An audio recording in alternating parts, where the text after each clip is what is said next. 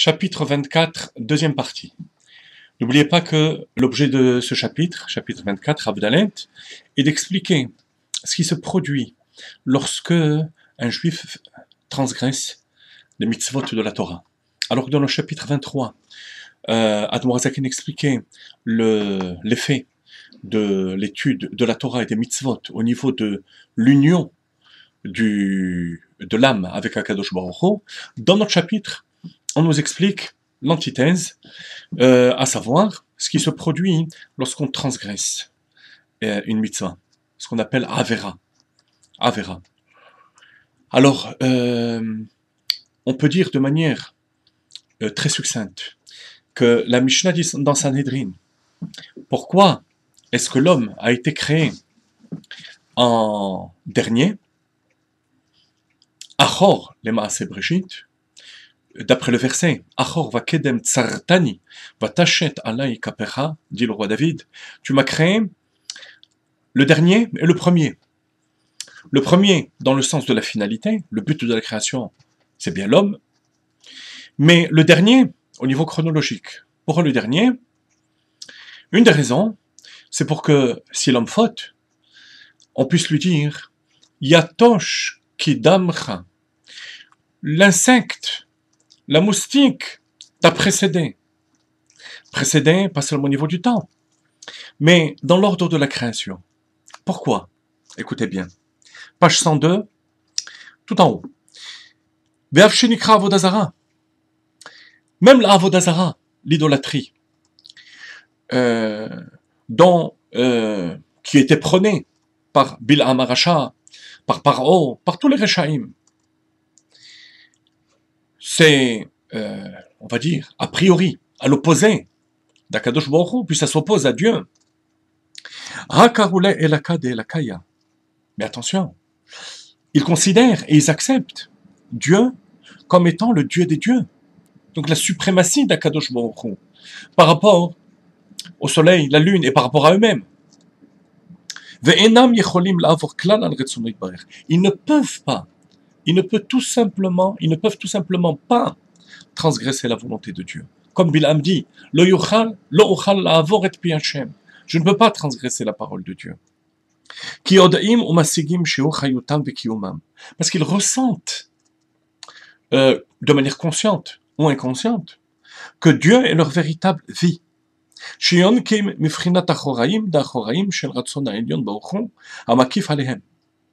ils ressentent que c'est la volonté de Dieu qui les fait exister par en haut, donc de manière transcendante, comme quelque chose qui est au-dessus de qui ne les concerne pas, puisqu'ils disent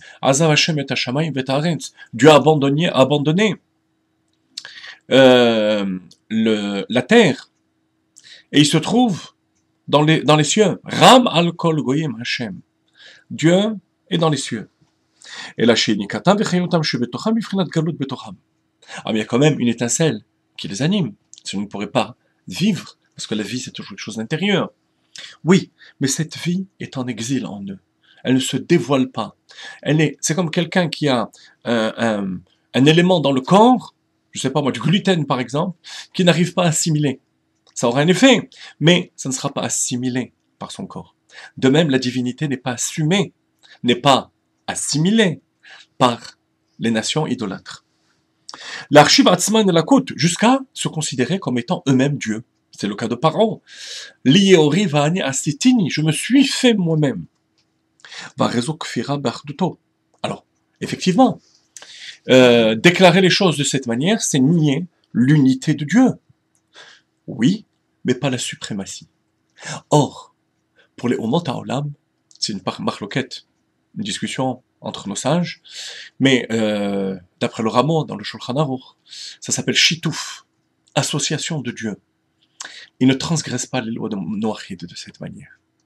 Donc, la Klippa de Bil'am, de Paro, attention, on parle, comme on l'avait dit la dernière fois, de la force spirituelle du mal de Bil'am, pas l'homme. L'homme lui-même transgressait les mitzvot de Noach, le Paro aussi, mais on parle du mal que ça représente, de l'antisémitisme, de la haine du peuple juif.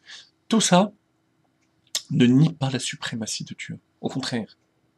Ils se sentent connectés à Dieu et Ils ne peuvent pas transgresser la volonté de Dieu. Aval mikol makom enam kofrim vekachashu b'Hashem legamre, lomar lohu. Ils ne peuvent pas nier et dire que ce n'est pas Dieu qui est au-dessus de tout. Et la décaroula et la kader la kaya. Mais ils l'ont appelé, rappelez-vous, dans le cours de Tyr à Carthage, on avait expliqué que les goïms considèrent Dieu comme étant le Dieu des dieux. C'est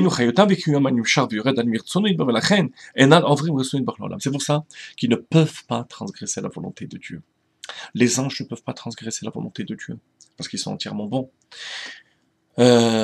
Les animaux ne peuvent pas, parce qu'ils n'ont pas de libre arbitre. Les forces du mal elles-mêmes ne peuvent pas, parce qu'elles savent qu'elles sont connectées finalement à Dieu. Le seul qui peut transgresser, c'est le juif qui transgresse la volonté de Dieu. Et c'est ce qui fait qu'il est achor les maaseh breshit, qu'il est à l'arrière de toute la création. Veimken ha'adam ha'over al retzono yitbarech, o garwa, o pachot harbe me'od masid chacharav, o klipa nikret avodah zara ve'elokim acherim, ve'u betachlit ha'pirud michudo ve'achduto shel hakadosh baruch hu yoter mimena, o keilo kofer be'achduto yoter mimena chas v'shalom. Donc le juif qui transgresse la volonté de Dieu va aller complètement à l'opposé, plus encore que la avodah zara, qui elle se considère comme étant Dieu, mais toujours en acceptant la suprématie de Dieu. Donc c'est comme si le juif qui transgressait la moindre mitzvah de la Torah niait l'unité de Dieu encore plus que les forces du mal les plus terribles qui s'appellent avodah zara. וכמו שכתוב בעץ חיים שער מ"ב סוף פרק ד' שהרע שבעולם הזה חומרי ושמרי הקליפות הגסות והוא תכלית הבירור ולכן כל מעשה העולם הזה קשים ורעים והרשעים גוברים בו. C'est pour ça qu'il est dit dans Etz Chaim que dans ce monde on a la lie du mal, donc le mal le plus absolu qui puisse exister. À cause de quoi? À cause de l'homme, qui lui seul peut se trouver à l'opposé de la volonté de Dieu. Voilà comment Admor HaZaken nous explique, Bifrinat Chabad, Chochma Binadat, en comprenant intellectuellement ce que veut dire qu'on est plus bas que la bête, plus bas que l'animal, plus bas que l'insecte lorsqu'on transgresse la volonté de Dieu. Il ne s'agit pas là seulement d'une sentence pour nous faire prendre conscience de la chose, mais nous faire comprendre réellement que la force du libre arbitre qui peut nous élever au-delà de la création peut nous faire descendre au plus bas. Et bien sûr, le but n'est pas de nous casser le moral, mais au contraire, de nous encourager à prendre conscience. Parce que le fait même de descendre aussi bas fait que le juif ne peut pas supporter. Et il fait tchouva. On raconte à ce sujet l'histoire d'un enfant qui avait été kidnappé par des prêtres goy qui voulaient le convertir et qui avaient réussi à lui faire accepter la foi chrétienne. Et cet enfant qui était très intelligent, qui était monté dans la hiérarchie de ceux qui l'avaient kidnappé, était en même temps honnête.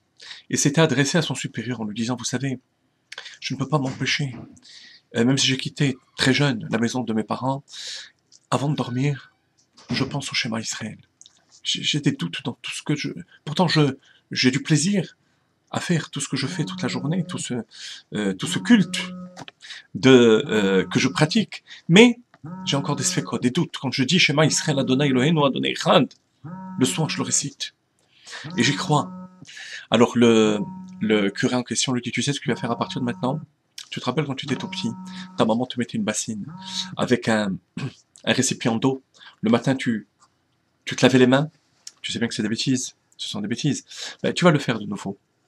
Mais, comme tu sais, ce sont des bêtises, justement. L'eau est propre. Tu vas la boire le matin.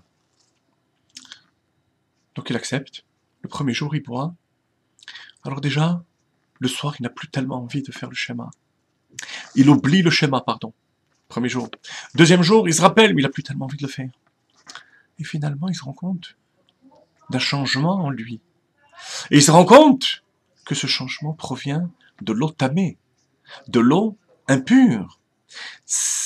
Le fait même d'être descendu aussi bas lui faire prendre conscience, définitivement, que le Hémet est dans la Torah. Et c'est là qu'il se sauve de l'endroit où il était retenu pour retrouver sa foi. De même, lorsque le juif prend conscience, et intellectuellement, Chochma Binadat, que, en transgressant la volonté de Dieu, il se place à l'opposé de la volonté, il fait tchouva.